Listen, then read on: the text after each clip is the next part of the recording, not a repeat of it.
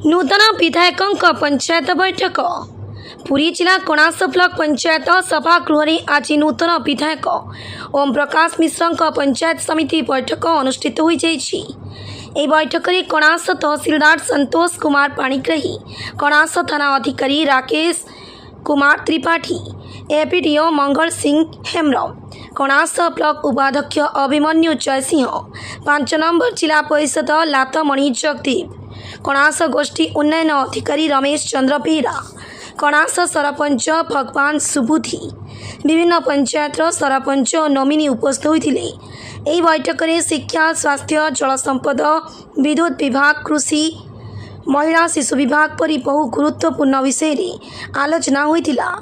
आसंतु कौन कहउछंती सुनिबा।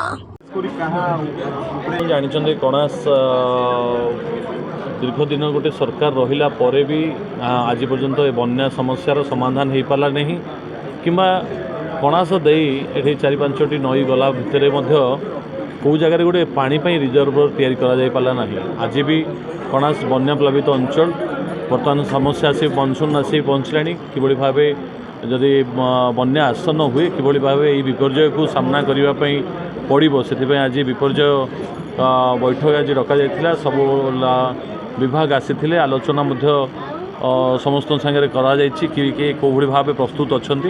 आज बैठक रे हमर तहसीलदार भी कणास थिले, एबीडीओ सहित पीआरआई मेंबर समस्त लाइन विभाग सब आलोचना करा जायछि एवं जो जो विभाग रे कुछ समस्या रही से विभाग गुड़िक किभली भाव त्वरान्वित करेंगे 2-4 दिन भीतर ताकीद करा जायछि।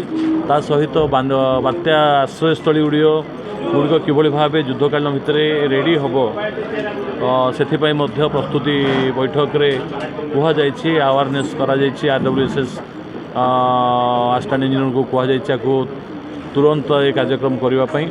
ता सहित आमर इरिगेशन डिपार्टमेंट जो जो जगार बंध कौटी दुर्बल अच्छी कि कौ जगार बाली बस्तार आवश्यकता अच्छी, कौ जगार गलिया पड़ार से कौन प्रकार आसन अच्छी से सब जगार किभली भाव प्रस्तुत रहिबार अच्छी। तो आज विस्तृत आलोचना होती। बाली बस्ता स्टॉक ठूँ आरंभ कर हॉस्पिटल रे पर्याप्त मेडिसिन ठूँ आरंभ कर आपणकर अग्निशम विभाग ता सहित समस्त एडिशनल विभाग गुड़ी किभली भाव प्रस्तुत रहिबे से आज विस्तृत आलोचना करा देखो। ये तो बर्तमान आम निर्वाचित होकर आसीचु। आज ये सब कार्यक्रम किभली भाव सुचारू रूपे समाधान हो पार से प्रस्तुत होचु। किंतु जो भाव समस्या बर्तमान रही कणास एवं सत्यवादीर हॉस्पिटल बोध हुए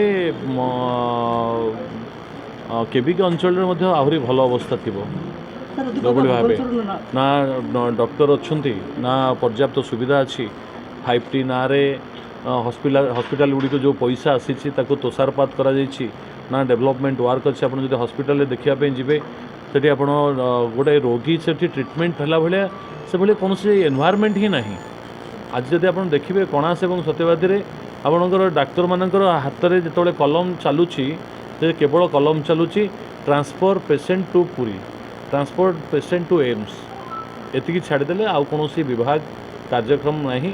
एवं डाक्तर माने भी जहाँ पीआरआई मेंबर मानकर आपत्ति रही जो जो पीएससी एसएससी सेंटर अच्छी से डाक्तर माने सठिक समय रहूना एवं आवश्यकता समय सरकारी सुविधा एवं किट गुड़िक जो गोटे जोगे दि जाऊँगी से गुड़िक सठिक कार्यक्रम होनी एवं तापाई स्टाफ रहूना। तेणुक आज बैठक में निष्पत्ति नि सबू जगार जो जो जगार सरकारी स्टाफ अच्छा से किभली भाव कार्य करेंगे से तदारख कर कथा भी आज बैठक में संपूर्ण अवगत कर जो मैंने काम करने सरकारी ऑफिसर चाहूना से मैंने यथाशीघ्र जिलापाल को लेखिकी दिंतु जे से मैंने काम करने चाहूना।